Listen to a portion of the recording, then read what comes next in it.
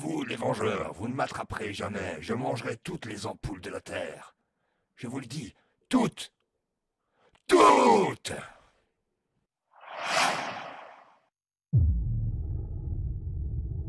Donc on va commencer par une page de comics. Ici, tout ce qu'on va faire en premier, c'est de blanchir les bulles qui contiennent des textes, afin d'éviter de spoiler évidemment des gens à qui vous voudriez montrer ceci. Vous sélectionnez votre image et vous vous rendez dans la partie étalonnage. Et oui, en effet, tout est en plus grand, vous l'avez remarqué. Je suis tout simplement allé ici, dans DaVinci Resolve, dans Préférences, et dans User, puis la partie UI Settings. Et ici, vous avez le UI Display Scale, que vous pouvez directement régler. Moi, je l'ai mis à 150%, afin que vous puissiez mieux voir. Une fois que c'est changé, vous cliquez sur Sauver, et DaVinci vous dira qu'il faut redémarrer DaVinci Resolve. Vous le fermez, vous le redémarrez, et vous aurez tout en plus gros. Cela vous évitera de devoir porter vos lunettes en permanence. Moi, comme ça, je n'ai plus besoin de les mettre. Alors, commençons avec la partie la plus importante. Ici, je vais un petit peu réduire histoire d'avoir un peu plus de visibilité. Je vais agrandir au maximum l'image. Et la première chose que je vais faire, c'est tout simplement choisir un masque. Vous avez différents choix. Vous pouvez choisir le stylo plume, vous pouvez choisir le cercle, le triangle, vous avez le choix. Ici, je vais essayer de tout prendre d'un coup, donc je vais prendre le stylo plume et je vais directement détourer les parties qui m'intéressent.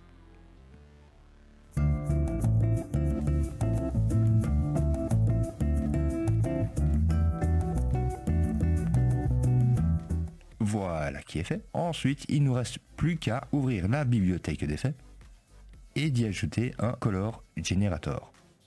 Vous voyez que le texte s'est directement blanchi. Maintenant, il me reste à ajuster un tout petit peu sa taille.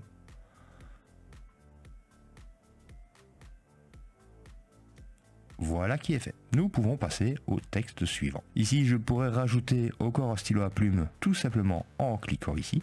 Mais comme je vois que c'est un carré presque parfait, ça ressemble plutôt à une télé on va dire, je vais choisir le rectangle. Je vais réduire sa taille directement, plus ou moins comme j'en ai besoin.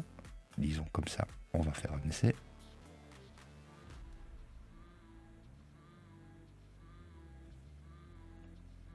Et voilà qui a l'air bien. Dernière petite bulle. Ici, je vais encore utiliser le même effet. Donc, tout simplement, je vais cliquer ici. Et il est très gros, lui.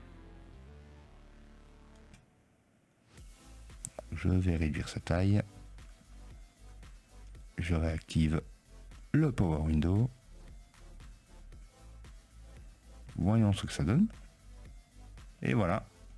On a une image de comics qui a les bulles de conversation totalement nettoyées. Mais si vous ne voulez pas ajouter un Color Generator, vous pouvez tout aussi bien ajouter un flou. On va faire un essai ici avec la mise à jour de DaVinci Resolve. C'est une image, il y a différentes informations et on dit tout simplement qu'il y en a quelques-unes que l'on ne veut pas dévoiler. On va prendre pour exemple l'amélioration du montage audio. Imaginons que ceci, on voudrait le garder caché et dire « je vous le ferai découvrir plus tard ». Même chose, vous vous rendez dans la partie étalonnage, vous sélectionnez votre nœud et vous y ajoutez par exemple ici, ce sera plus simple, directement un rectangle. Vous l'ajustez au mieux et disons qu'ici on va le rendre un tout petit peu flou. Là je commence à atteindre sur celui d'à côté, je choisis le Power Window, je vais réduire par ici, voilà, et un peu réduire par là. Résultat, et vous pouvez même encore ajuster encore un tout petit peu. Voilà qui semble bien. Que ce soit pour effacer ou masquer des informations, DaVinci est la meilleure des solutions. Oh, je suis poète maintenant. Sur ce, merci de m'avoir suivi jusqu'ici. N'hésitez surtout pas à lâcher un pouce, à vous abonner si ce n'est pas encore déjà fait. Activez la cloche pour être tenu au courant des nouvelles sorties. Portez-vous bien et à la prochaine. Ciao, ciao.